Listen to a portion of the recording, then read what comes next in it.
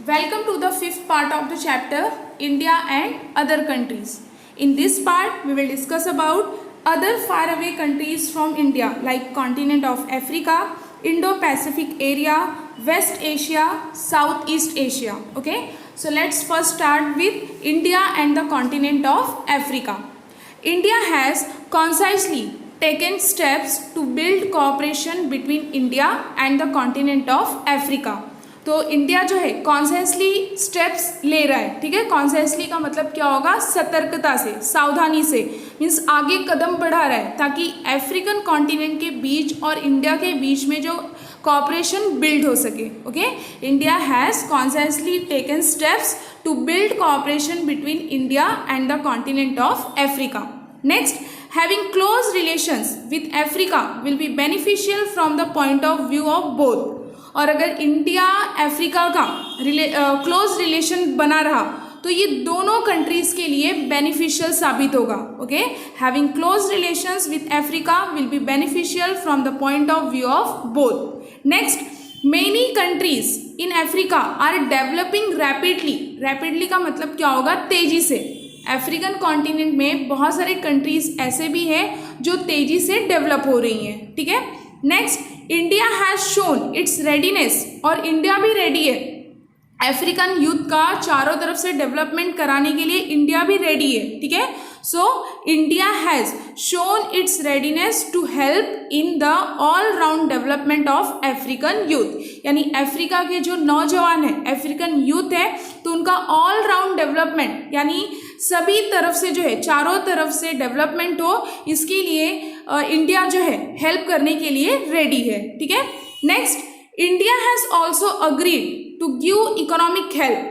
India जो है इसके लिए भी अग्री है कि वो अफ्रीकन कॉन्टिनेंट को जो है इकोनॉमिक हेल्प देने के लिए तैयार है, ठीक है। एंड इवन ग्रांट्स, और इसके लिए भी परमिशन दिया है कि डिफरेंट एरियाज, मीन्स अफ्रीका में डिफरेंट एरियाज में भी डेवलपमेंट होना चाहिए। Different areas like technology, agriculture, tourism etcetera. Okay, next, India's energy needs can be fulfilled by the energy rich countries like Egypt, Nigeria, Angola and Sudan. See, यहाँ पे हमने starting में क्या पढ़ा कि इंडिया और अफ्रीकन कॉन्टिनेंट के बीच में अगर क्लोज रिलेशन बना रहा तो दोनों कंट्रीज के लिए जो है बेनिफिशियल साबित होगा, ठीक है। तो एक तरफ हमने पढ़ा कि इंडिया जो है हेल्प करने के लिए रेडी है, अफ्रीकन यूथ का ऑल राउंड डेवलपमेंट के लिए हेल्प करने के लिए रेडी है, ठीक है। और ये भी रेडी है, अग्री है कि वो अफ्रीका का इकोनॉमिक हेल्प भी करेगी, साथ साथ अफ्रीका के डिफरेंट एरियाज जैसे कि टेक्नोलॉजी, एग्रीकल्चर, टूरिज्म में भी हेल्प करने के लिए रेडी है, ठीक है। और दूसरी तरफ इंडिया को जो एनर्जी की ज़रूरत है तो वो किससे फुलफिल हो रहा है, एनर्जी रिच कंट्रीज जो कि कहाँ पे है, अफ्रीकन कॉन्टिनेंट पे, like Egypt, Nigeria, Angola and Sudan. Okay, next, India is making efforts to increase trade with Africa. और इंडिया मतलब बहुत ही मेहनत कर रही है, एफर्ट कर रही है ताकि अफ्रीका के साथ उसका ट्रेड रिलेशन जो है वो इंक्रीज हो सके, ठीक है। Next, the summit conference. Summit conference, conference को हम मीटिंग भी बोल सकते हैं। Summit conference is an international meeting of heads of state, यानी स्टेट के जो हेड्स होते हैं तो स्टेट के हेड्स का मीटिंग कंडक्ट किया जाता है, उसे ही क्या कहा जाता है, summit conference. Okay, so the summit conference of India and Africa was held in 2015 and the representatives from all 54 African nations attended it। okay, जो समिट कॉन्फ्रेंस इंडिया और अफ्रीका के बीच में रखा गया था 2015 में, तो उसमें ऐसा कहा गया है कि 54 अफ्रीकन नेशंस ने उस कॉन्फ्रेंस को अटेंड किया था, ठीक है। Next, in this conference discussions were held on many global issues, for example climate change, terrorism, piracy etcetera. तो 2015 में जो कॉन्फ्रेंस रखा गया था, हेल्ड किया गया था, तो उसमें 54 अफ्रीकन नेशंस के रिप्रेजेंटेटिव्स ने उस कॉन्फ्रेंस को अटेंड किया था। और इस कॉन्फ्रेंस में बहुत सारे डिस्कशन हुए ग्लोबल इश्यूज से रिलेटेड, ठीक है, जैसे कि एग्जाम्पल है climate change, okay, terrorism, piracy, piracy क्या होता है? Attacking and robbing a ship at sea, जिसको समुद्री डकैती भी कहा जाता है। मीन्स सी के थ्रू जो डाका डाला जाता है, ठीक है, या फिर शिप पे अटैक करना, शिप पे जो सामान जा रहा है, गुड्स जा रहे हैं, उसकी चोरी करना, उसको क्या कहा जाएगा? पायरेसी। तो ये जो कॉन्फ्रेंस रखा गया था, तो इस कॉन्फ्रेंस में डिस्कशन हुए थे ग्लोबल इश्यू को लेके। एग्जाम्पल क्या दिया है? क्लाइमेट चेंज, टेररिज्म और पायरेसी। ओके, नेक्स्ट हम पढ़ेंगे India and the Indo Pacific area के बारे में।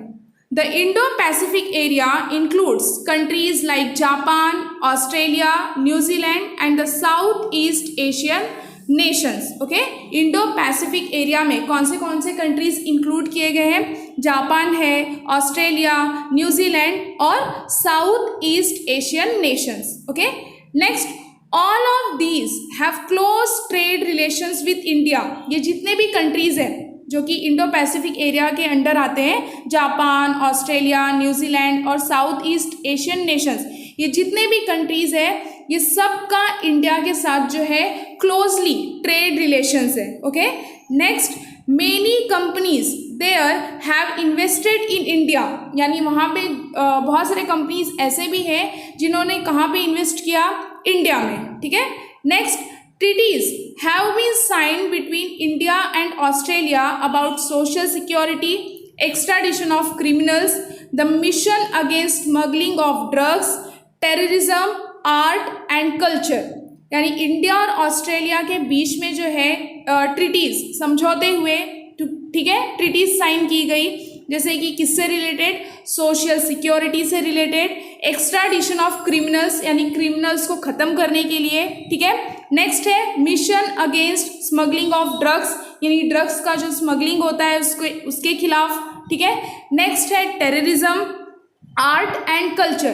तो ये फील्ड से रिलेटेड, ये सब्जेक्ट से रिलेटेड जो है इंडिया और ऑस्ट्रेलिया के बीच में समझौते हुए, ओके, ट्रीटीज साइन की गई। Next, Japan cooperates with India in basic facilities, economic cooperation, information technology, atomic energy and railways. और जापान ने जो है इंडिया के साथ कोऑपरेट किया, किसमें? बेसिक फैसिलिटीज में, इकोनॉमिक कोऑपरेशन के लिए, information technology, atomic energy and railways में, ठीक है। Next, Japan has agreed to extend cooperation and technological help to India in the development and security of coastal areas। Means Japan ने जो India के साथ cooperate किया है किस किस फील्ड में? बेसिक फैसिलिटीज़ के लिए, इकोनॉमिक कोऑपरेशन के लिए, इंफॉर्मेशन टेक्नोलॉजी, एटॉमिक एनर्जी और रेलवेज। उसके अलावा जापान जो है अग्री है इंडिया के साथ कोऑपरेशन एक्सटेंड करने के लिए, किसमें? टेक्नोलॉजिकल हेल्प के लिए, okay, in the development and security of coastal areas, coastal areas के सिक्योरिटी के लिए, ठीक है। Next, joint naval exercises are carried out between the navies and coast guards of both the countries, okay. Next हम पढ़ेंगे India and South East Asia के बारे में, ठीक है। India has had very cordial relation, cordial का मतलब क्या होगा? फ्रेंडशिप, ठीक है। India has had very cordial relations with south East Asian Nations like Indonesia, Malaysia, Singapore, Philippines, Thailand, Myanmar, Vietnam, Laos, Cambodia and Brunei, okay. India has had very cordial relation, India का जो है बहुत ही friendship वाला relation है south East Asian Nations के साथ। जैसे कि एग्जाम्पल दिया है, कौन से नेशंस हैं? इंडोनेशिया है, Malaysia, Singapore, Philippines, Thailand, Myanmar, Vietnam, Laos, Cambodia and Brunei, okay. ये सब कंट्रीज जो है, नेशन जो है वो साउथ ईस्ट एशियन नेशंस कहलाते हैं और ये कंट्रीज का जो है इंडिया के साथ बहुत ही फ्रेंडशिप वाला रिलेशन है, ठीक है। Next, after 1991 India changed its economic policy and adopted a free market economy। 1991 के बाद इंडिया ने अपना इकोनॉमिक पॉलिसी चेंज कर दिया और कौन सी पॉलिसी, कौन सी इकोनॉमी जो है अडॉप्ट की? Free market economy, okay.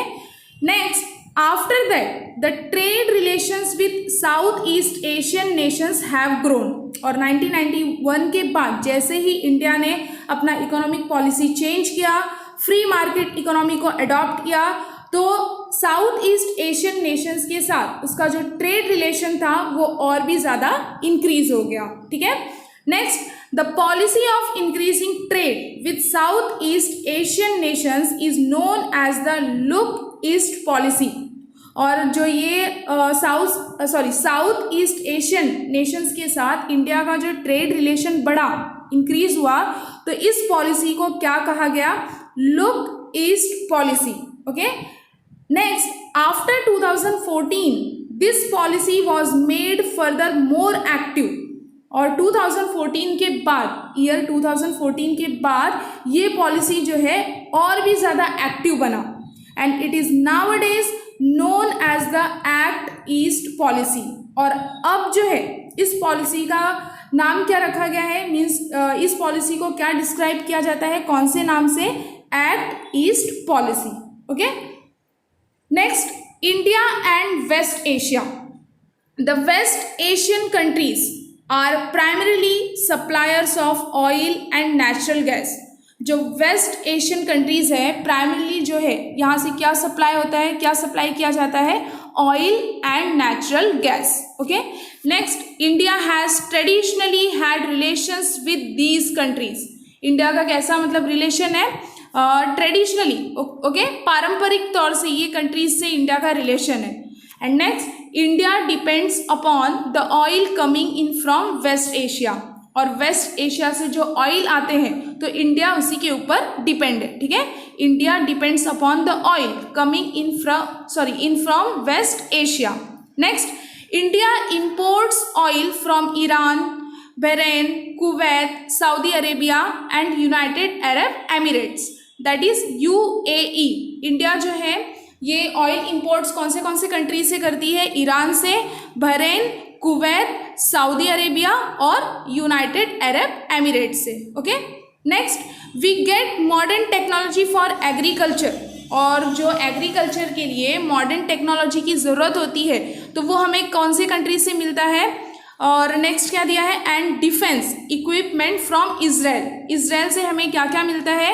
Agriculture के लिए जो मॉडर्न टेक्नोलॉजी की ज़रूरत होती है और डिफेंस इक्विपमेंट। ठीक है, ये कहाँ से मिलता है? इजराइल कंट्री से।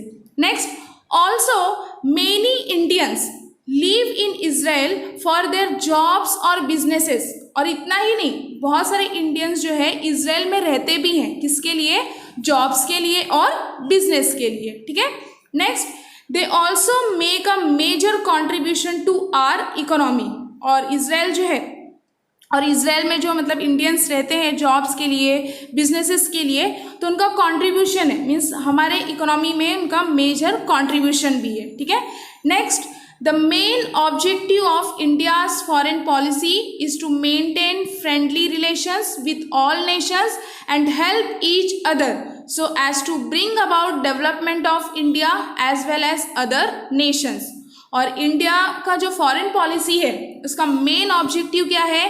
कि जितने भी नेशंस हैं सारे नेशंस के साथ फ्रेंडली रिलेशंस मेंटेन करके रखना, ताकि इंडिया के डेवलपमेंट के साथ साथ अदर नेशंस के भी, अदर कंट्रीज का भी डेवलपमेंट हो।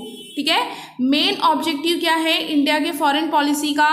कि अदर नेशंस के साथ, यानी वर्ल्ड में जितने भी कंट्रीज हैं सबके साथ फ्रेंडली रिलेशंस मेंटेन करके रखना, ताकि इंडिया का भी डेवलपमेंट हो और उसके साथ साथ जो है अदर कंट्रीज का भी डेवलपमेंट हो। Okay, next, we have taken stock of India's relations with the main countries in the world. हमने इस चैप्टर में, 5th चैप्टर में क्या पढ़ा? कि इंडिया का उसके नेबरिंग कंट्रीज के साथ कैसा रिलेशन है, और जो उससे दूरी पे जितने भी कंट्रीज है उनके साथ कैसा रिलेशन है। Okay, in the next chapter we shall study some important international और ग्लोबल इश्यूज। अगले चैप्टर में यानी 6th चैप्टर में हम क्या पढ़ेंगे? कुछ इम्पॉर्टेंट इंटरनेशनल और ग्लोबल इश्यूज के बारे में। Okay, hope you understood this part also. Thank you for watching.